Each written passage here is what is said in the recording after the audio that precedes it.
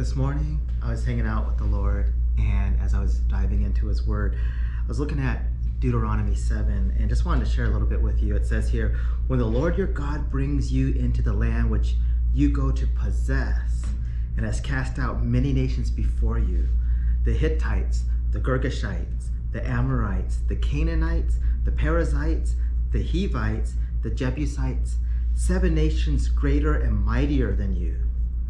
Now, when you stop and take a look at that, you can look at each one of those nations that Israel will be dealing with, and by God's power will actually be taking out and utterly destroying.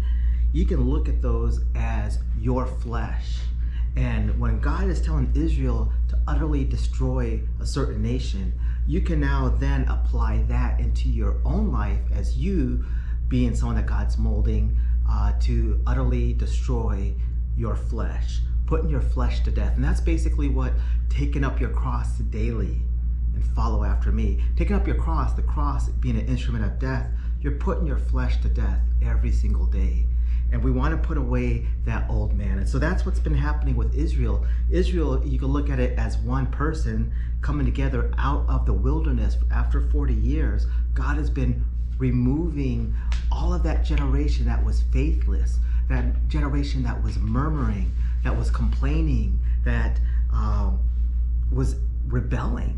God was removing that from Israel, and now Israel is coming up with this new generation being molded. And in the same way as you as a believer, we want to be the same way. We want to allow God to mold us as He's bringing us into new areas to possess. So now you look further on, and He says that these 7 nations, greater and mightier than you. And when your Lord God delivers them over to you, you shall conquer them and utterly destroy them. And that's neat to think. They're mightier. You might be looking at something in your life and thinking, I can't conquer this. I have friends that have tried to quit smoking and they can't. Or maybe there's struggles with medications or drugs or your time management or entertainment or whatever it may be, things in your character that shouldn't be there, things that you say.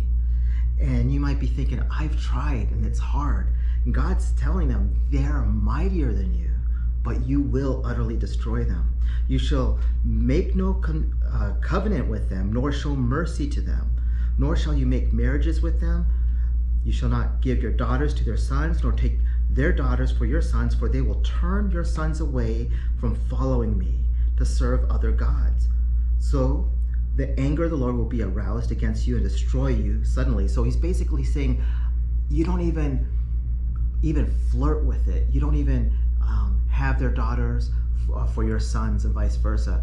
In our life, that might be, if you know I shouldn't be watching certain channels, take that out. Maybe I need to get rid of TV altogether. Whatever it may be, you and the Lord know what that is. But don't even allow it in your life. If it's something that the Lord has convicted you of and He's working that out, you got to let it go completely. And that's what He's telling Israel here.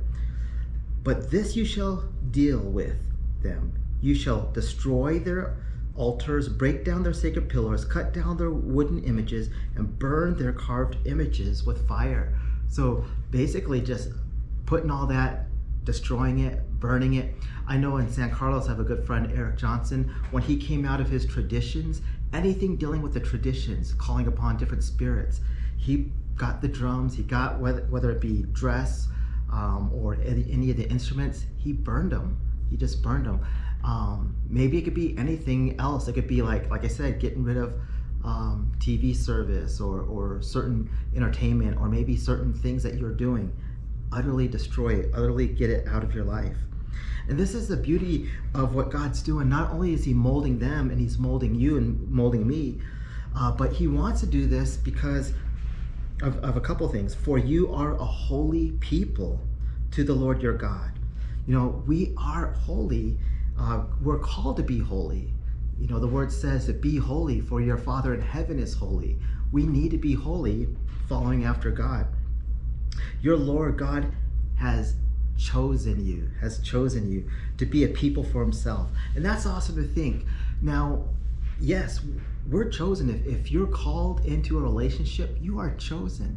Now, this isn't replacement theology, obviously, because God has a chosen people. He does have Israel. He does have the Jews as a special place, as the apple of his eye. But also, he uses Israel's history and background through the Old Testament to speak to his others, the Gentiles, because he is to be a God for the Jews and the Gentiles. And we can look at what he's doing there. He's chosen them, but he's also called you and he's chosen you to be a people for himself, a special treasure. And I love when you read that in verse 6 of chapter 7. A special treasure reminds me in Ephesians chapter 2, verse 10. It says that you are his workmanship. In the Greek, that's poema, a masterpiece. You're a masterpiece. You're a special treasure. And if you just stop to meditate on that, wow, I'm a special treasure to God. Wow. Above all peoples on the face of the earth, the Lord did not set his love on you, nor chose you because you were more numerous than the other people. He didn't choose you because of how great you are or what you've done or the list of things that you could say you accomplished or from your education or background. He didn't choose you because of you or what you've done. In fact, he says, for you were the least of the peoples. And in all honesty, we are nothing. We are the least. We're nothing without Jesus. Without Jesus, we could do nothing. We could do nothing that's of any significance spiritually. Without Jesus, we're nothing. For you are the least of all peoples. But this is the reason why you're chosen here. But because the Lord loves you. Because the Lord loves you.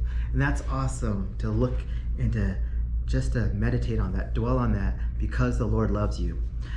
And because he would keep the oath which he have swore to his fathers, to your fathers, the Lord has brought you out with a mighty hand and redeemed you from the house of bondage.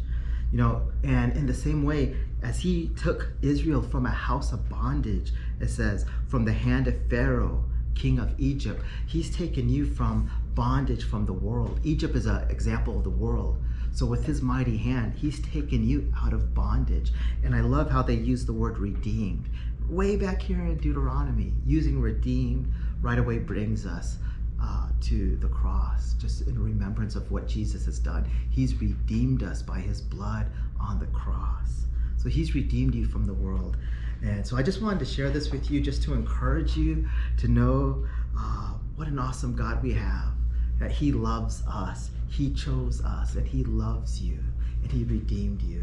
So be encouraged in that, no matter what you're going through, no matter what struggle or trials you're going through, even if you think they're bigger and mightier than you. Surrender it to the Lord and know he loves you. We here at Aim for Christ, we love you, and we just thank you guys for your love, for your support, for your prayers, and just continue to keep us in prayer. And we'll see you guys next time. Lord bless you guys.